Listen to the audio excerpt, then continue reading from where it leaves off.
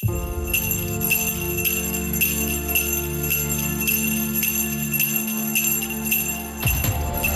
is the Deep in the Weeds Christmas special with Dani Valent, Shanteh Wale, John Susman and Anthony Huckstep.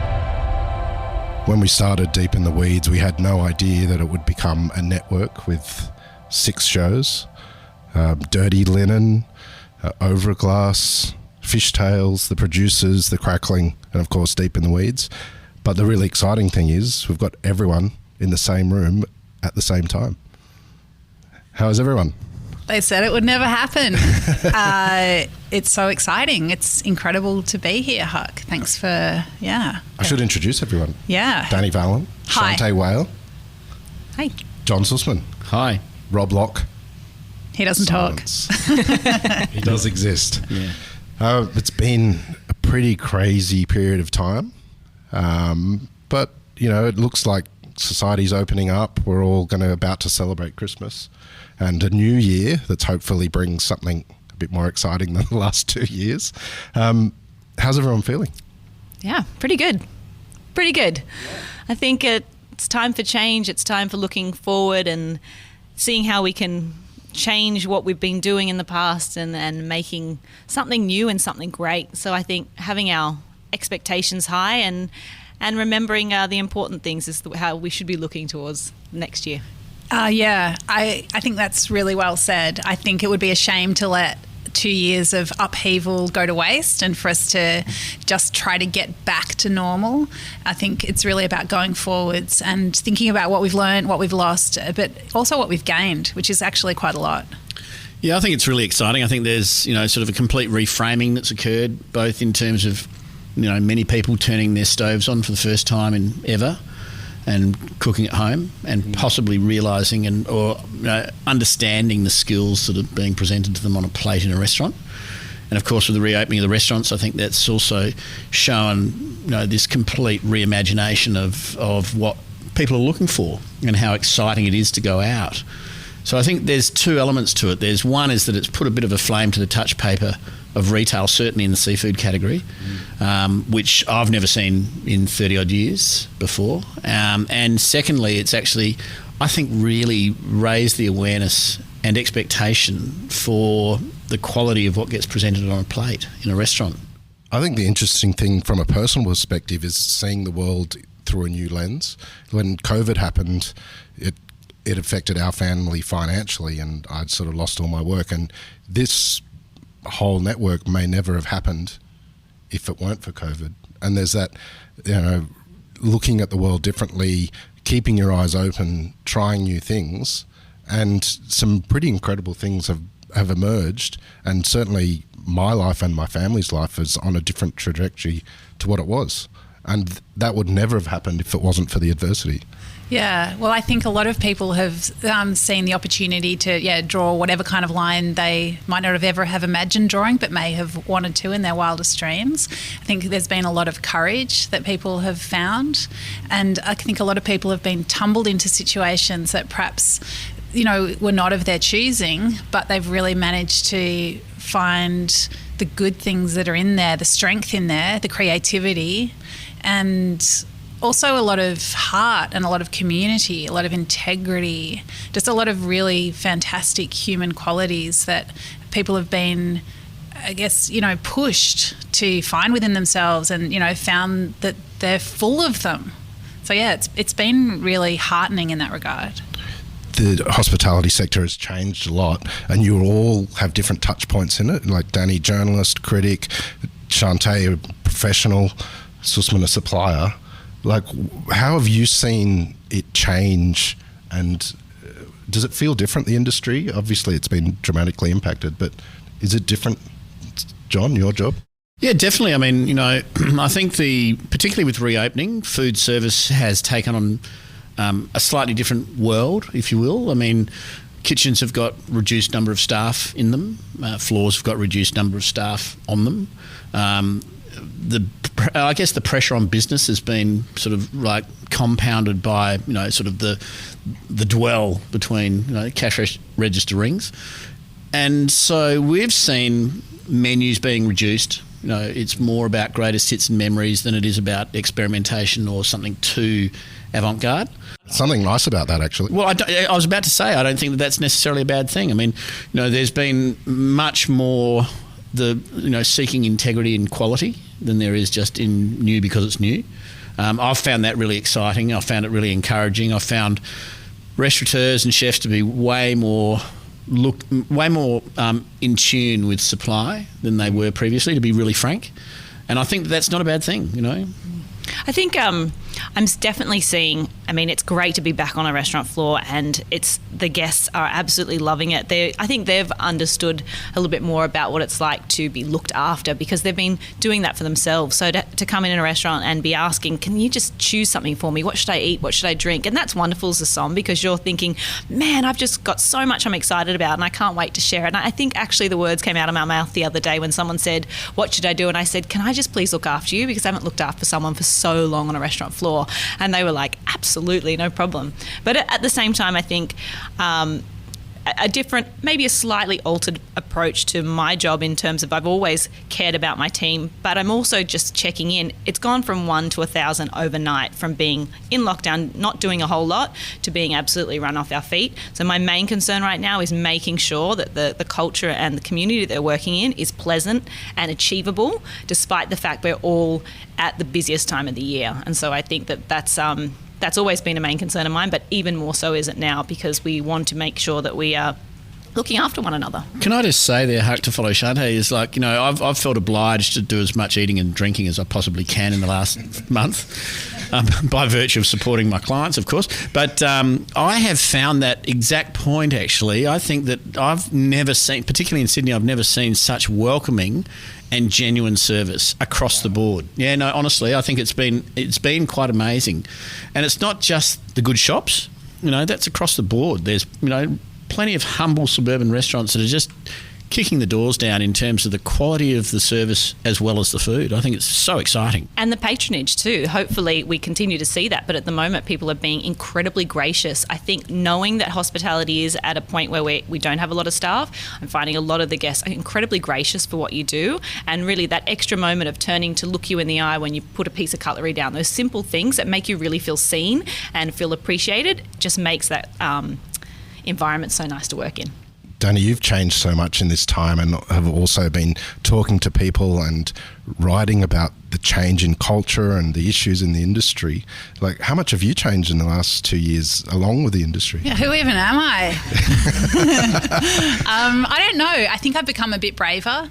I don't think I've changed at my core. You know, it's still for me all about telling people stories. It's about elevating voices. It's about, trying to get a little bit beneath the surface, and also I think to honour the project of restaurants as they're just these incredible machines that I think I've grown to appreciate more and more through this period, with, the energy it takes to reopen. Restaurants in Melbourne have reopened 6 times. Like, that is draining, right? So I think for me, I guess as a critic, I suppose I've always, you have to maintain a bit of a distance. But I think, part of my questioning has been, well, what is food media for? Like, what is it about? What is actually the point of being, anonymous? What changes if you are more trying to stand beside a restaurant as they deliver whatever it is they try to deliver? So I think that's something I'm still working through.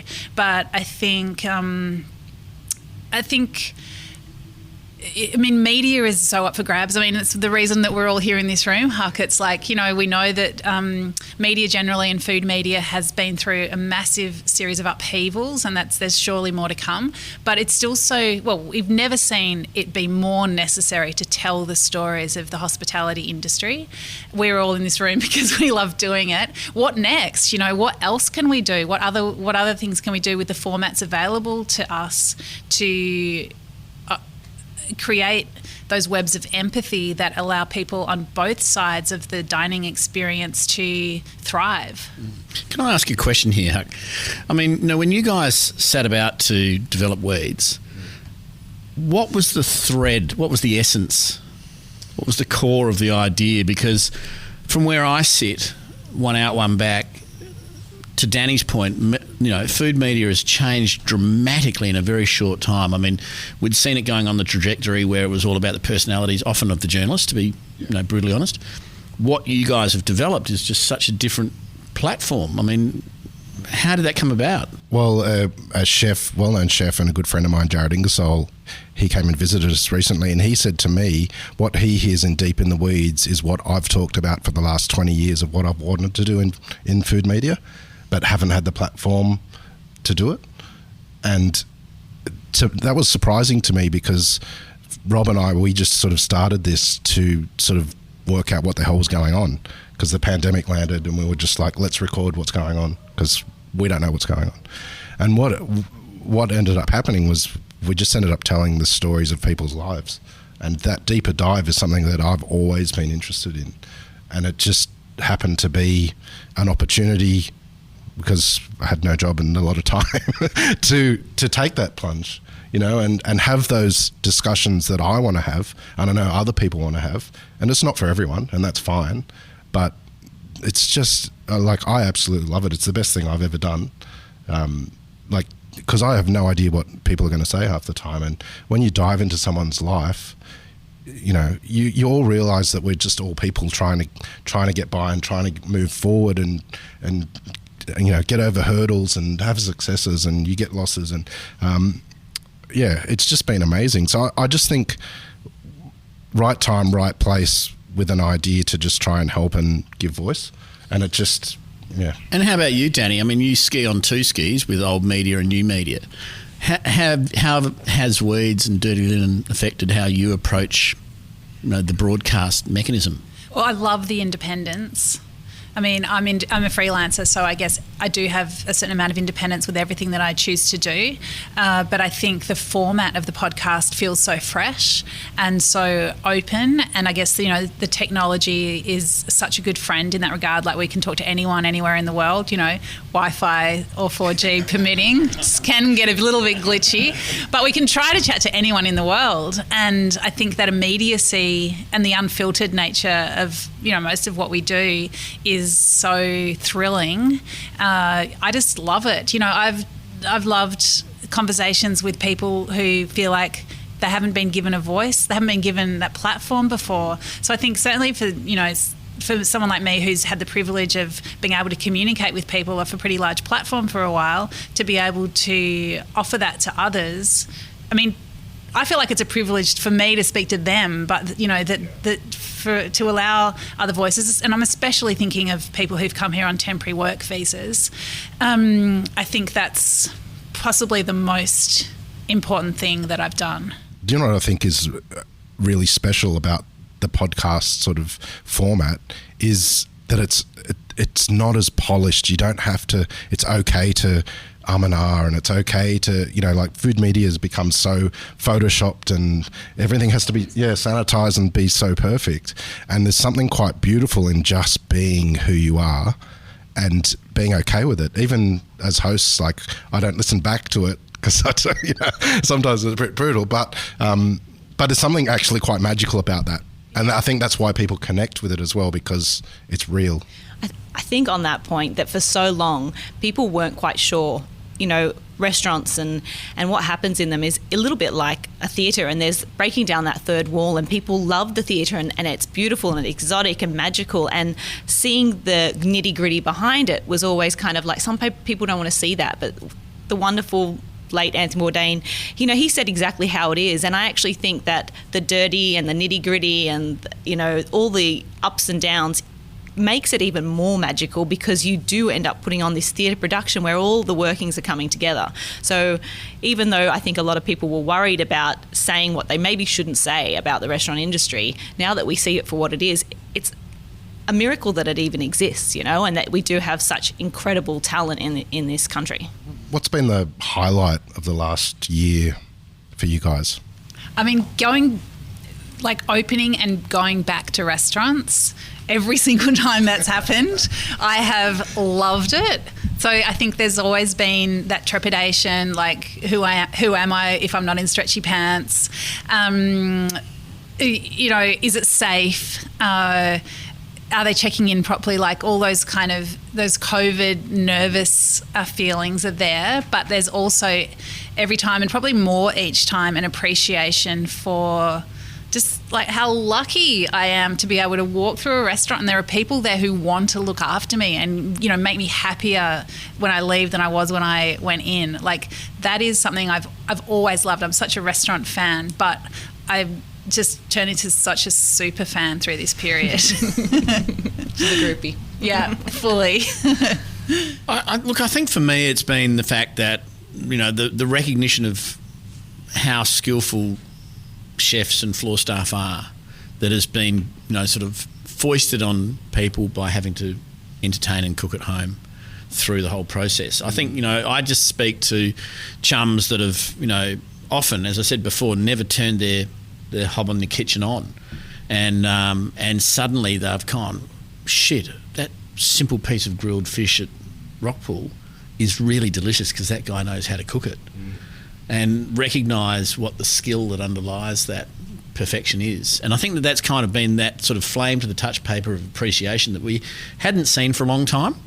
And I really think that, you know, sort of have someone that selects a perfect bottle of wine for dinner is something that you can't generally do stumbling through your cellar at home or trying to work out what's on the shelves at Dan's or whatever, you know. It's just so I think it's in a bizarre and almost macabre way, that sort of that forced home entertaining has created this sort of greater level of awareness and understanding for what actually happens in a restaurant. And forced entertaining with you and your partner or someone in your bubble, not even your good friends. Like, I mean, I think for me it's been that I've had the time. I mean, hospitality is a bit like a freight train, and I've had the time to be at home, in my home, with my garden and my dog.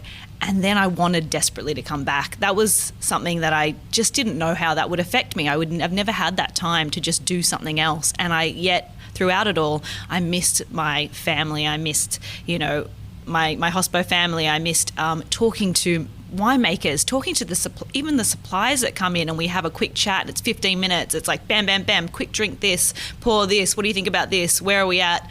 You know, some people like Jane Tyrrell will come in, she's like, I know you've only got 5 seconds. This is how we do things. And she knows exactly how I operate. So I think that it's that I've had the time away. I've really enjoyed that, but I desperately want to be back because it's an industry I really do love. And for a lot of reasons, I perhaps didn't realise until I took that time away. Can I ask, did during that time, did you reflect on, say, your wine lists and think about them differently from how you would on a day-to-day? I think I thought about lists and how that supported Australia more. I thought about how am I supporting our industry a little bit more. I know that, you know, when you come back, there's a certain amount of buying power that you have and you're working with what you got, but I definitely thought about how am I supporting my whole industry from a local perspective, but also as an Australian perspective. How am I going to keep that afloat and how can we make that better in times ahead when something like this again happens?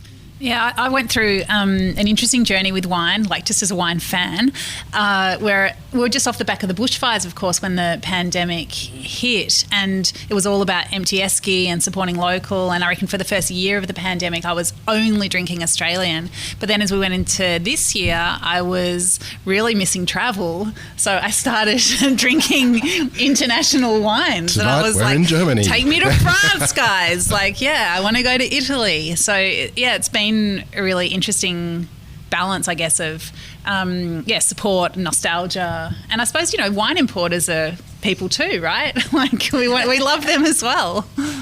One of the real highlights for me this year was the fact that Rob and I realised that we were at a level with the Weeds and Dirty Linen and the Crackling to actually branch out with more shows, and the success of those gave us the opportunity to roll the dice with some others that have been really successful since. With, you know, for me, it's really weird, but like Fishtails, Over a Glass, amazing, brilliant podcasts. When we launched The Producers, I actually felt quite emotional about it. It's always been a real important thing to me. And I've had columns about producers before, and I've always felt that they're the real heroes. And when we launched that, I actually felt quite emotional about it. And I remember talking to my wife about it, saying, these guys just don't have a voice. And when we record with them, I just love it. It's so good. They're just so down to earth. They've got so much to say. And it's just unreal, you know. We'd be nothing without them. And also, on a personal note, I love that we're sharing that podcast. Yes, I know. And we've never been in the room together, though. No, of course not. What I also like is that you guys have all got fluffy mics, and I've got an old school mic. It feels like I'm back at the Wenty Hotel, hanging off the rafters, singing death metal to a Go on then. Yeah. I don't know if this is the right time to bring this up, Huck, but I was in a metal band as well. Yes, I did hear that Were rumour. you? Yeah. I was in a few really great bands. But the metal one, Suck Face, Yeah. only needed to play one gig to show the world what was what. Yeah. And it was really good. Well, that's a better name. I had a few bands, but the main one that we kind of recorded with and stuff was called Genocide, which I think Suckface is a better name. Same.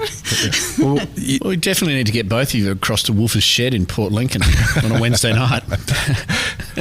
well, Christmas is coming soon. It's a big time for hospitality to really sort of get the wheels in motion and kick into the new year.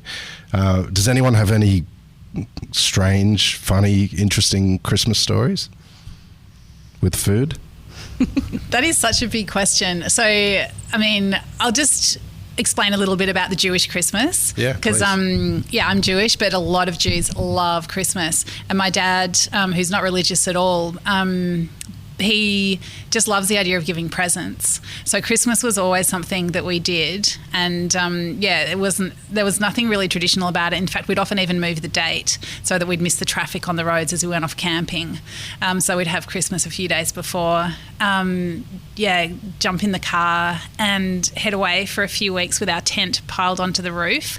And we always knew that the holiday began when my dad would take off his red cap that he only wore on holidays, and he would scream in the car, "This is the life."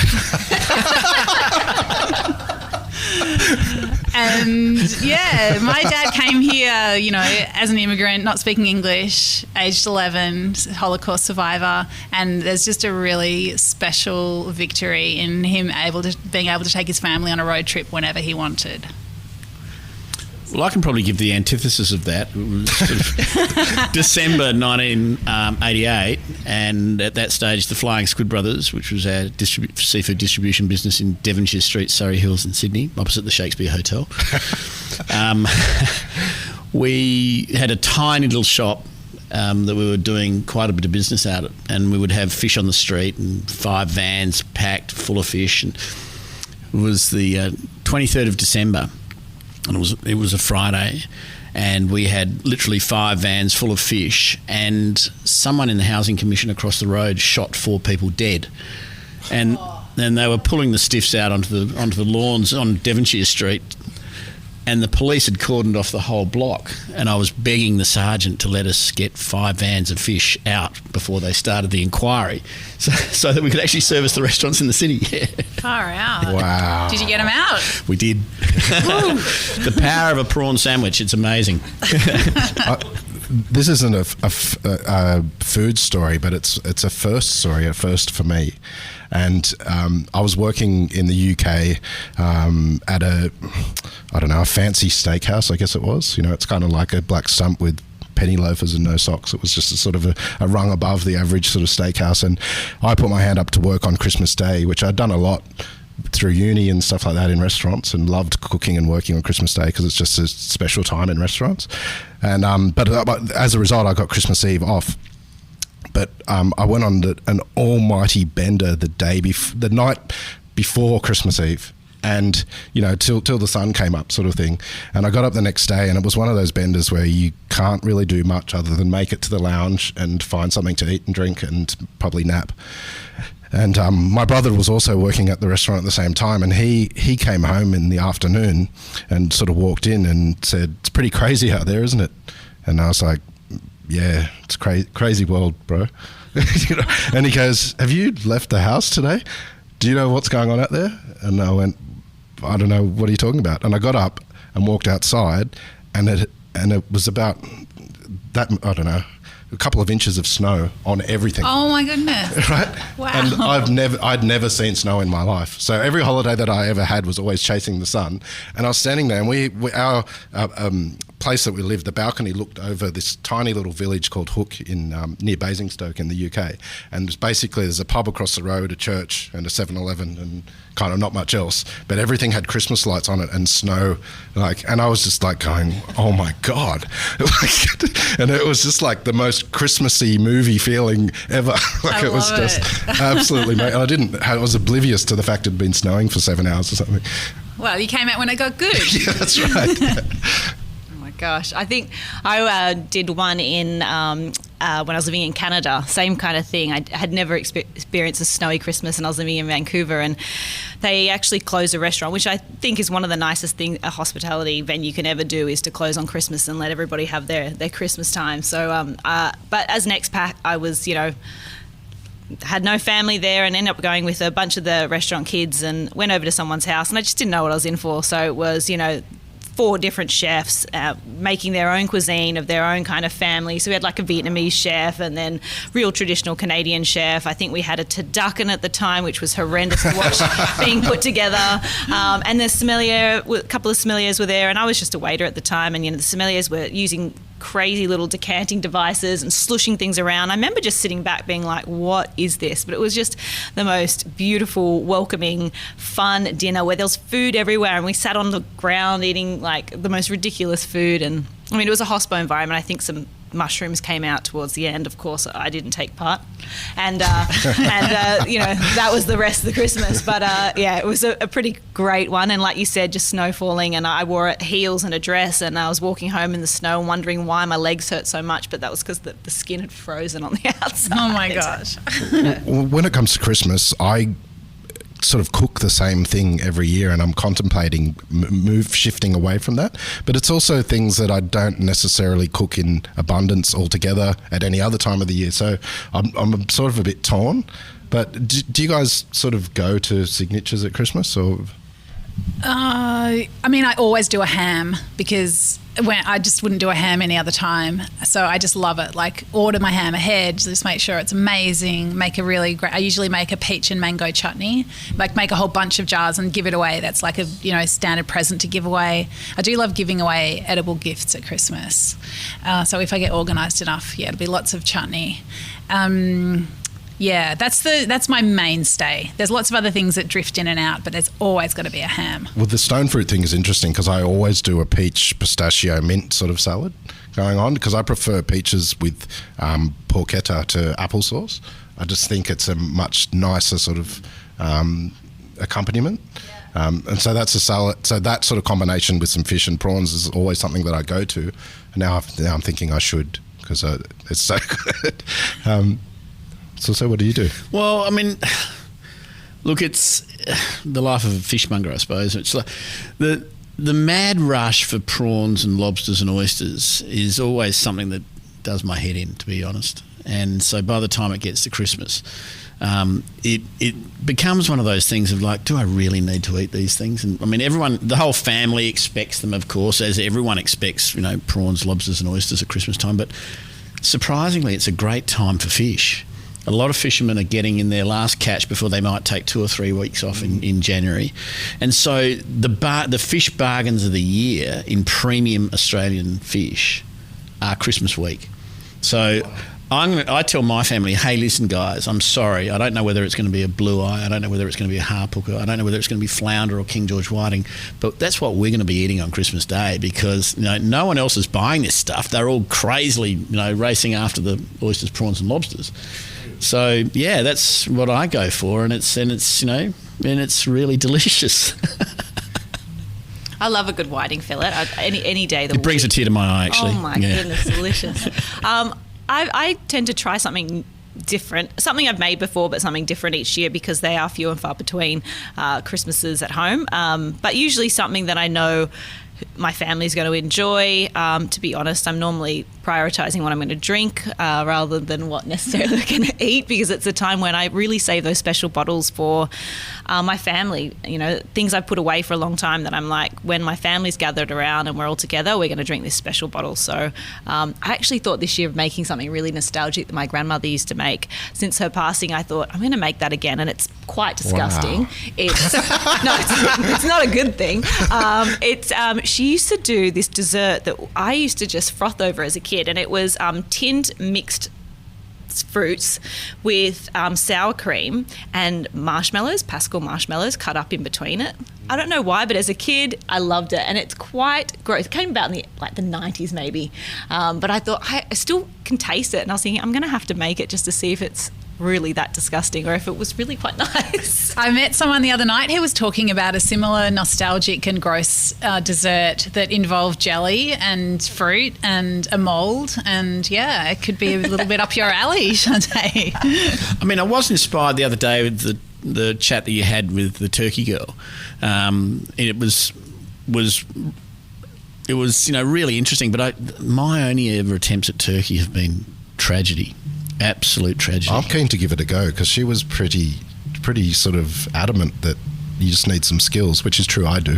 So, well, and the point that she made though is that everyone waits till Christmas to cook turkey, and so they don't have the practice and understanding, and that makes complete sense. Yeah. Like the better you know a protein. Yeah. There's nothing like turning up at a relative's with the frozen turkey sitting in the sink at 1 o'clock in the afternoon. What about drinking? Like, what sort of tips are there? What should people be drinking this summer and Christmas? Whatever you really want to be drinking, I suppose. At the end of the day, if you want to drink a big Cabernet with your oysters, go for it. I mean, it's your Christmas, but I don't know.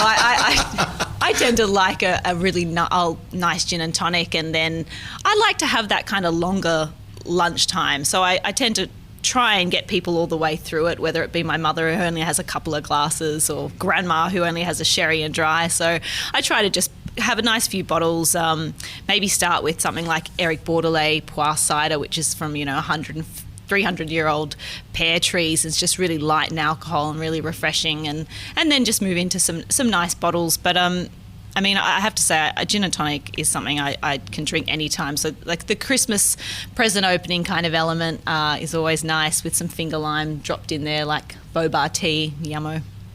What about you guys? Well, I don't know. I have to have champagne. So, yeah, and then I don't really mind what happens next.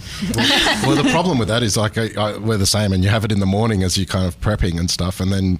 Yeah, it's no wonder everyone has a nap at like 3 o'clock. Yeah. Well, that's why I stay on the light beers until the cricket's over, so that I can take the wickets of those that are drunk. You know? It's the only time in the year that I get a wicket. So, well, what should people be eating, you think, this summer? Is there anything that sort of stood out in the last year that you think people should try their hand at? Well, I definitely think that we've seen this amazing... I don't know whether it's a renaissance or an awakening of awareness for oysters, but, like...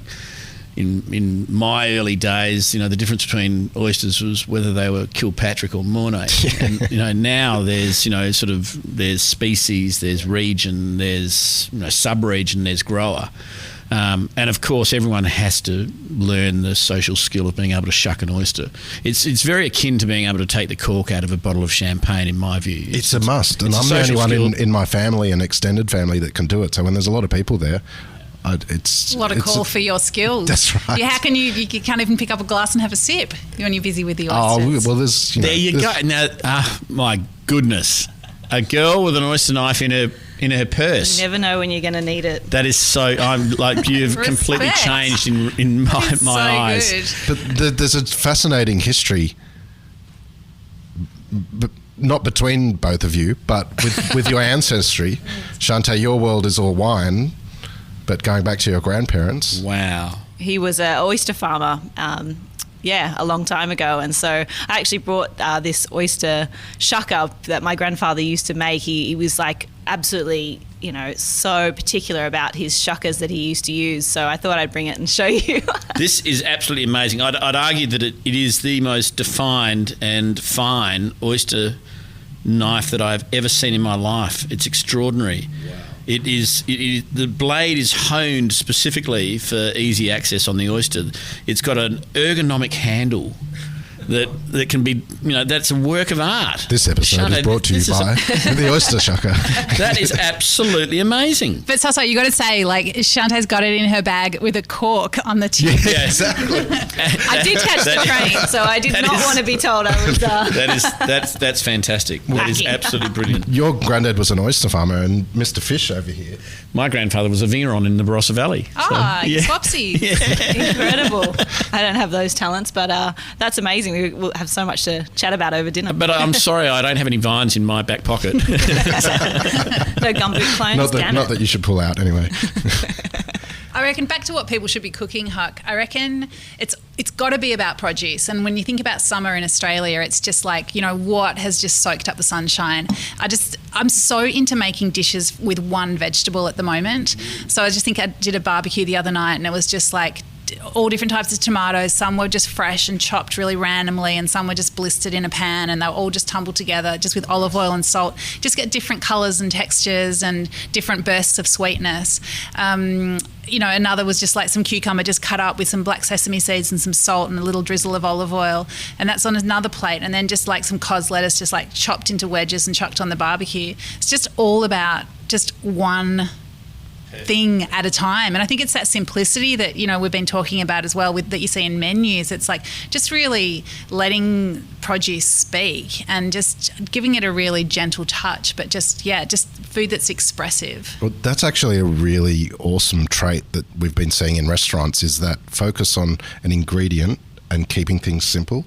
Not every restaurant, but that has crept into sort of the common thought process in chefing and restaurants, is to hero a produce, get the best produce you can, and do as little to it as possible to let it sort of shine. Yeah. And especially as a restaurant critic as well, in my past life, people would think that I wanted smears, foams, and skid marks on a Ferris wheel on the plate. But didn't you? Well, I used to, yeah. But in actual fact, when you get a piece of fish that's beautifully cooked and there's not much else on the plate, it's actually the most exquisite eating experience you can have. Yeah.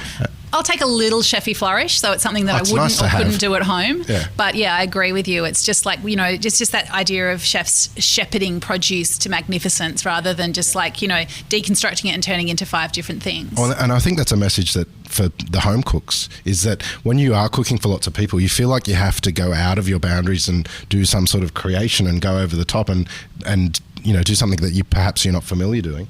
But the better thing to actually is show some restraint, just get something good and just care about the cookery, and it'll be a great meal. Get a repertoire and stick to it. Yeah. And change the produce up. I was going to say, in terms of like what people should be cooking, is that it's really important that people are, maybe if you're not working crazy around the clock at the hours, take the time to enjoy the process of shopping, so that you not necessarily going to one area where you get everything. Go to a different baker and get the best bread from a baker, and then make the trip somewhere else. Because actually, I think part of the process of getting ready for Christmas is that little buzz in the air where you've got your cheesemonger or your fishmonger, and you go, no, I'm going to, and so enjoy that process, because it's in the preparation is sometimes the best part of the festivities. You've got the Christmas music blaring at you from every single store that you go into, but you can be selective, and then at the end of the day you go, I've just got this beautiful array of great produce and I just need to sit down and enjoy it. Yeah, I love that too. The last 2 years has sort of shaken the foundations of a lot of things and made a lot of us look through a different lens and the way we want to live our lives. And there's been some real positives to come out of it. How are you guys feeling about looking forward and what might emerge from a positive sort of perspective in the next year or so?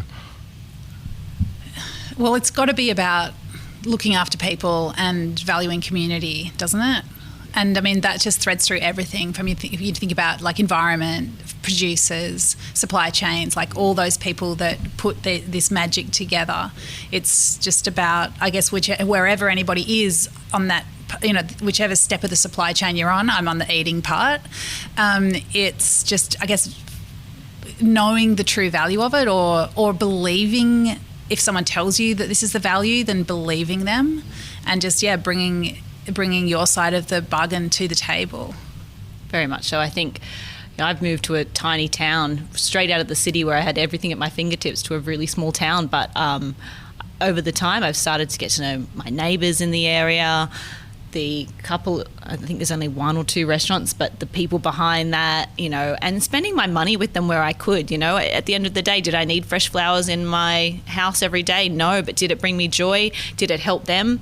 Then absolutely it was worth every penny. And then popping it on the Facebook group saying, look how wonderful these flowers are. So I think, looking after one another is really at the core of, I think, where 22 should be. And if we can do that in all of our separate little spaces, then we've got a good thing going on. Yeah, I totally agree with that. I think it's about relationships. I think it's wherever, to Dani's point along the supply chain, it's about relationships. I'm hoping that we see the end of, well, what's your price on the tuna today? To, hey, listen, what do you think about the tuna today? Or can you get me some good tuna today? I think, we lost a lot of the relationship process, I think, over probably the last 10 years, I certainly saw. And I think that the return to building and managing and maintaining really good relationships is what I'm hoping for from here on. Well, certainly from a food perspective, there is the opportunity for a new dawn of hospitality and the way that the culture within the industry and opportunities. There's many challenges ahead with staffing and all sorts of stuff like that, but it also brings opportunities to change the things that weren't working and to change all of our approach, whether you're a diner with a greater understanding or whether you're in the industry and actually care about your staff and create a career path for them and make it something that people want to be in, and because it's bloody magic industry, whether you're on a boat or whether you're enjoying a nice glass of wine in a good restaurant and everything in between. It's pretty amazing, and all of you are amazing, all award winners. John, Young Waiter of the Year a few moons ago. And I've still got the tray to prove it, Huck. Don't you worry about that. But both Dani and Shanteh with incredible recognition recently. What sort of awards have been in question? What sort of impact did those sort of awards have on you? I'm not really an awardsy kind of person. So I think, if anything, it just makes me want to, I guess, be braver and more courageous and just not say whatever I want, but just like if I think something should be said or tackled, then just do it. So yeah, maybe just a bit more, firecracker, rocket, wind beneath my wings. Is that too schmaltzy? I don't know. Sounds like you're going to start singing from Suckface. Yeah. Suckface is all about the wind beneath wings.